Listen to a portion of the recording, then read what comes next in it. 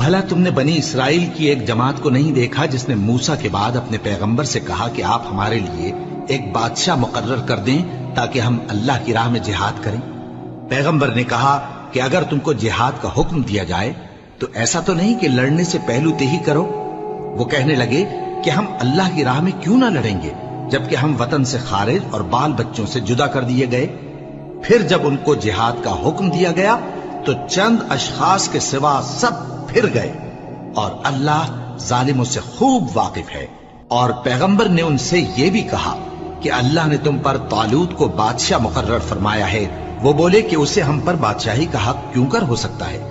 اس سے بڑھ کر بادشاہی کے مستحق تو ہم ہیں، اور اس کے پاس تو بہت سی دولت بھی نہیں۔ پیغمبر نے کہا کہ اللہ نے اس کو تم پر فضیلت دی ہے اور بادشاہی کے لیے منتخب فرمایا ہے۔ اس نے اسے علم بھی بہت سا بخشا ہے اور تن و توش بھی بڑا عطا کیا ہے، اور اللہ کو اختیار ہے جسے چاہے بادشاہی بخشے، وہ بڑا کشائش والا ہے، دانا ہے۔ اور پیغمبر نے ان سے کہا کہ ان کی یعنی طالوت کی بادشاہی کی نشانی یہ ہے کہ تمہارے پاس وہ صندوق آئے گا جس کو فرشتے اٹھائے ہوئے ہوں گے۔ اس میں تمہارے پروردگار کی طرف سے تسلی بخشنے والی چیز ہوگی، اور کچھ اور چیزیں بھی ہوں گی جو موسیٰ اور ہارون چھوڑ گئے تھے۔ اگر تم ایمان رکھتے ہو تو یہ تمہارے لیے ایک بڑی نشانی ہے۔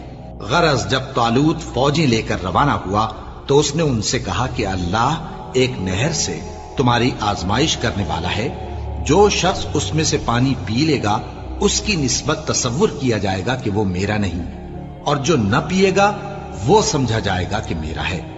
ہاں اگر کوئی ہاتھ سے چلو بھر پانی لے لے تو خیر۔ جب وہ لوگ نہر پر پہنچے تو چند آدمیوں کے سوا سب نے پانی پی لیا۔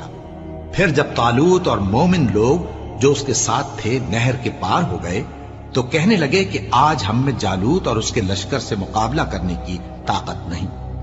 جو لوگ یقین رکھتے تھے کہ ان کو اللہ کے روبرو حاضر ہونا ہے، وہ کہنے لگے کہ بسا اوقات تھوڑی سی جماعت نے اللہ کے حکم سے بڑی جماعت پر فتح حاصل کی ہے، اور اللہ ثابت قدم رہنے والوں کے ساتھ ہے۔ اور جب وہ لوگ جالوت اور اس کے لشکر کے مقابل میں آئے تو اللہ سے دعا کی کہ اے پروردگار، ہم پر صبر کے دہانے کھول دے اور ہمیں لڑائی میں ثابت قدم رکھ اور لشکر کفار پر فتح یاب کر۔ تو طالوت کی فوج نے اللہ کے حکم سے ان کو شکست دے دی، اور داؤد نے جالوت کو قتل کر ڈالا، اور اللہ نے ان کو بادشاہی اور دانائی بخشی اور جو کچھ چاہا سکھایا۔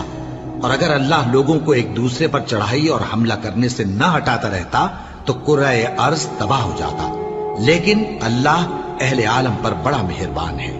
یہ اللہ کی آیتیں ہیں جو ہم تم کو سچائی کے ساتھ پڑھ کر سناتے ہیں، اور اے محمد صلی اللہ علیہ وآلہ وسلم، تم بلا شبہ پیغمبروں میں سے ہو۔